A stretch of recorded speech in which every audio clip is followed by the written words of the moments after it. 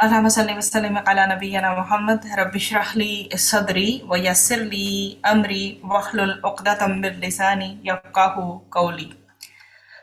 ربنا زدنا علما نافعا رب يسر ولا تعسر وتمم بالخير اللهم وفقنا لما تحب وترضى آمين يا رب العالمين. أعوذ بالله من الشيطان الرجيم. ثم پھر افیضو تم پلٹو من حیثو جہاں سے افاضا پلٹتے ہیں الناسو لوگ واستغفروا اور بخشش مانگو اللہ اللہ سے ان بے شک اللہ اللہ غفور بہت بخشنے والا ہے رحیم نہایت رحم کرنے والا ہے. پھر تم بھی وہیں سے لوٹ کر آؤ جہاں سے دوسرے جو لوگ ہیں وہ لوٹ کر آتے ہیں اور اللہ تعالیٰ سے بخشش طلب کرتے ہیں بے شک وہ مغفرت کرنے والا اور مہربان ہے. ابھی ہماری وہی ٹاپک چل رہا ہے کہ دوران حج کاروبار کی اجازت اور ذکر الہی کی کثرت کا حکم. ٹھیک، تو یہاں پر بھی ہمیں یہی مل رہا ہے، ابھی اسی چیز کو ہم کنٹینیو کر رہے ہیں. یہاں پر الناس ہمارے پاس آیا ہے، الناس نون واو سین سے ہے.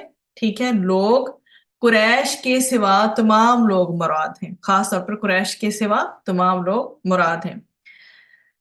تو حضرت ابن عباس اور اسما رضی اللہ عنہا بنت ابو بکر رضی اللہ عنہ کی روایتوں میں ہے کہ حج کے واسطے عرب تو عرفات میں ٹھہرتے اور قریش مزدلفہ میں قیام کرتے تھے. اس پر اللہ تعالیٰ نے یہ آیت نازل فرمائی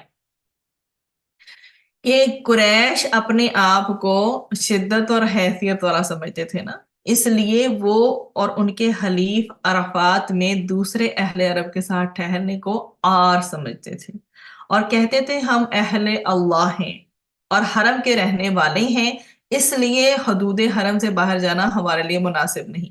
یہ بہانہ کر کے وہ مزدلفہ ہی میں قیام کر لیتے کیونکہ مزدلفہ حدود حرم کے اندر ہے اور عرفات جو ہے حدود حرم سے باہر ہے. جب دوسرے لوگ عرفات سے چلتے تھے تو قریش کے لوگ جو ہے مزدلفہ سے چلتے تھے، اس لیے اللہ تعالیٰ نے ان کو حکم دیا کہ تم بھی وہی عرفات میں جاؤ جہاں سب لوگ جاتے ہیں اور پھر وہیں سے سب کے ساتھ واپس آؤ. ٹھیک، تو یہ جی آپ کے سامنے اس کا میں نے بتا دیا کہ شان نزول کیا ہے. اب ہم اس کو دیکھتے ہیں سٹیپ بائی سٹیپ. ثم پھر افیدو تم پلٹو من حیثو جہاں سے افادا پلٹتے ہیں الناسو کون لوگ، تم پھر پلٹو جہاں سے لوگ پلٹ رہے ہیں، مطلب تم وہیں سے واپس آؤ جہاں سے لوگ واپس آتے ہیں. افادا یعنی واپسی.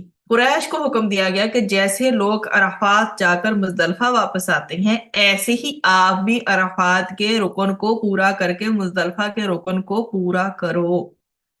یہ عمل حضرت ابراہیم علیہ السلام کے دور سے چل رہا ہے اور اس کا مقصد جو ہے آپ کے سامنے ہے. رمی جمرات ہوتی ہے، قربانی، طواف، سعی، تشریق کے ایام ہیں، مینا میں جو دن گزارنے ہوتے ہیں وہ، اور باقی جتنے بھی مناسک حج ہیں ان کو پورا کرنا ہوتا ہے. تو آپ کے سامنے یہ ذکر میں نے کر دیا کہ قریش نے فخر و تکبر کی وجہ سے اپنے لیے یہ ضروری ٹھہرا لیا تھا کہ وہ حدود حرم سے باہر نہ جائیں، مطلب عرفات نہ جائیں. ٹھیک، تو قریش اور ان کے ہم خیال جو لوگ تھے وہ میں نے آپ کو ذکر کیا کہ مزدلفہ میں رک جایا کرتے تھے اور اپنا نام حمس رکھتے تھے. باقی عرب کے لوگ جو ہے عرفات جا کے ٹھہرتے اور وہاں سے لوٹتے تھے. تو پھر یہ حکم آیا ان کے لیے کہ ثم افیدوا من حیث افاض الناس، جہاں سے لوگ لوٹتے ہیں تم وہیں سے لوٹا کرو. اسپیشلی یہ سارا پورشن ثم افیدوا من حیث افاض الناس، کہ کیا کرو جہاں سے اور لوگ لوٹتے ہیں تم بھی وہیں سے لوٹا کرو. اور یہ باقاعدہ صحیح بخاری میں مینشن بھی کیا گیا ہے. اور میں نے اس سے پہلے بھی آپ کے سامنے ذکر کیا پچھلی آیت میں کہ نبی کریم صلی اللہ علیہ وآلہ وسلم کا کیا فرمان ہے، الحج عرفہ، حج تو عرفات میں ٹھہرنے کا نام ہے. اور اس کو سنن نسائی میں بھی مینشن کیا گیا.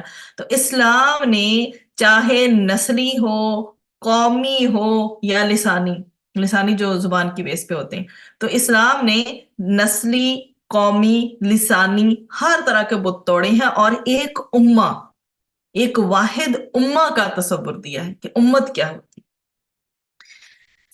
پھر ہے جی وَاسْتَغْفِرُوا اللَّهَ، اور بخشش مانگو اللہ سے، ان اللہ غفور الرحیم، بے شک اللہ سبحانہ و تعالیٰ بہت بخشنے والا، نہایت رحم کرنے والا ہے۔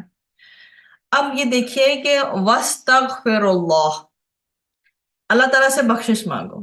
استغفار کا حکم اس لیے دیا گیا کہ عبادتوں کے بعد دعائے مغفرت کی جاتی ہے، اور نبی کریم صلی اللہ علیہ وآلہ وسلم جب بھی نماز سے فارغ ہوتے تو 3 بار استغفر اللہ فرماتے تھے۔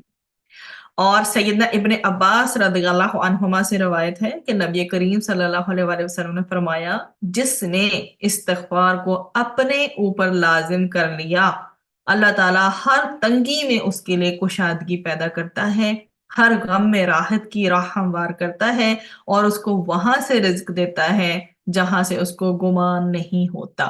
اور یہ موجود ہے ابن ماجہ میں۔ تو اللہ تعالیٰ نے مغفرت کی دعا کرنے والوں سے وعدہ کیا ہے کہ یقیناً اللہ تعالیٰ بے حد بخشنے والا ہے۔